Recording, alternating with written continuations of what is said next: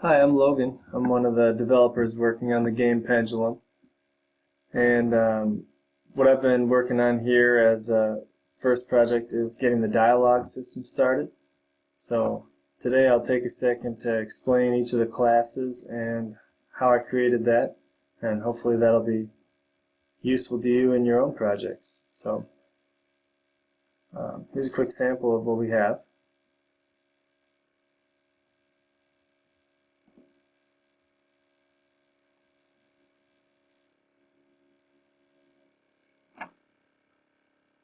And there's kind of an exchange of dialogue back and forth, a typewriter effect to type out one character at a time, and I'll show you how we went about doing that.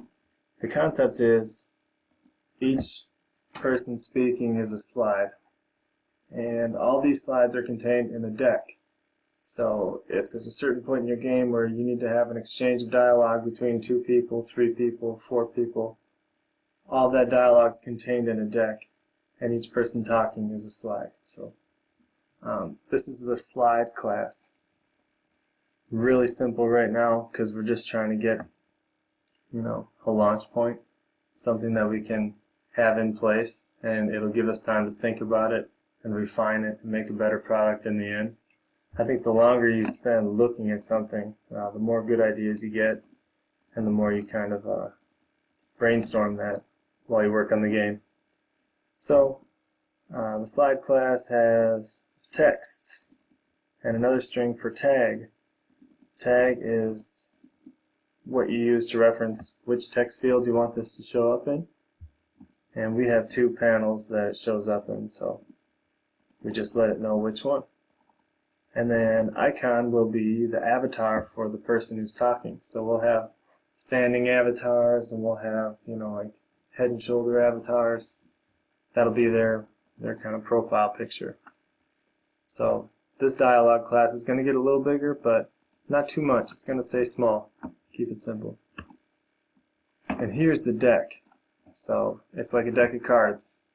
Each one of these is a slide in this list of slides. First thing we do, we define a list of slides in our deck,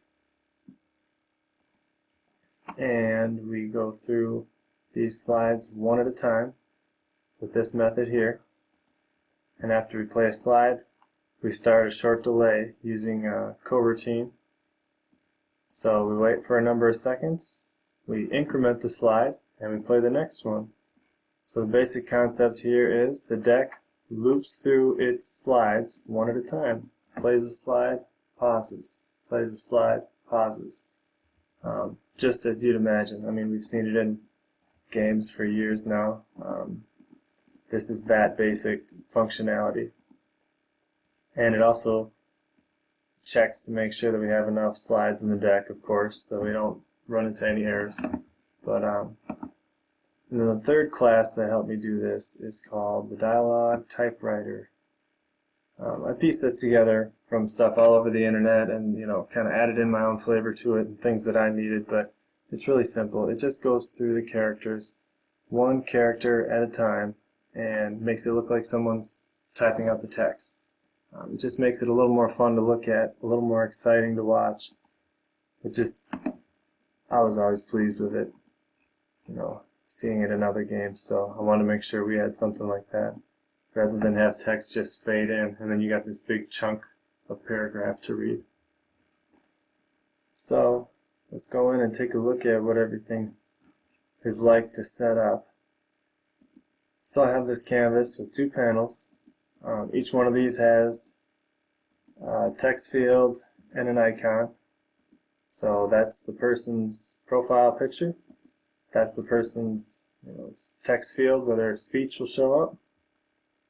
And then we also have the typewriter effect right here. So that's what we talked about, typing out one character at a time. And then we have the actual dialogue deck. Now you might have multiple dialogue decks within a level.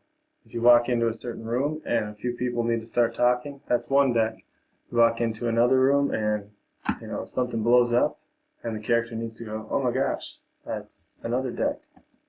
So how you set these up is It's all in the editor screen.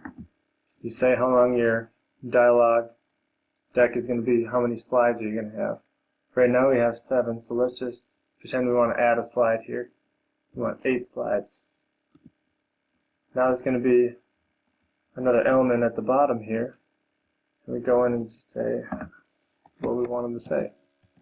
Hi, I'm on slide 8. And we say which panel we want it to show up in. Now it looks like in this case we're kind of going back and forth between panel 1 and panel 2, so we'll just keep that going. Panel 1, 2, 1, 2, 1, 2, 1, 2. And that basically is going to look like top, bottom, top, bottom. So this method is going to be really easy for designers to add in their slides. And from the coder standpoint, there's not a lot of work to do. This is a really basic system, and it's something you can build on. So let's take a look. When you start the scene, once your character hits a trigger, the dialogue's going to start.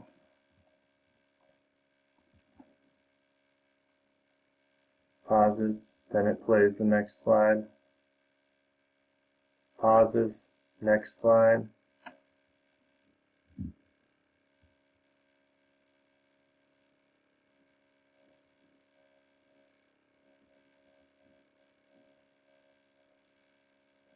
Should be getting close to the end here. There's slide 7.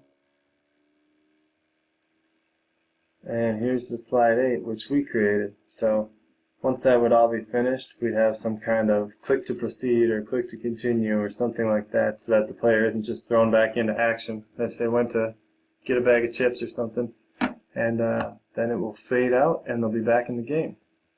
I apologize for the fuzzy graphics and illustrations and stuff. This is all being mocked up. The code is what's important. The graphics are just here for kind of support to help you visualize what it's supposed to be.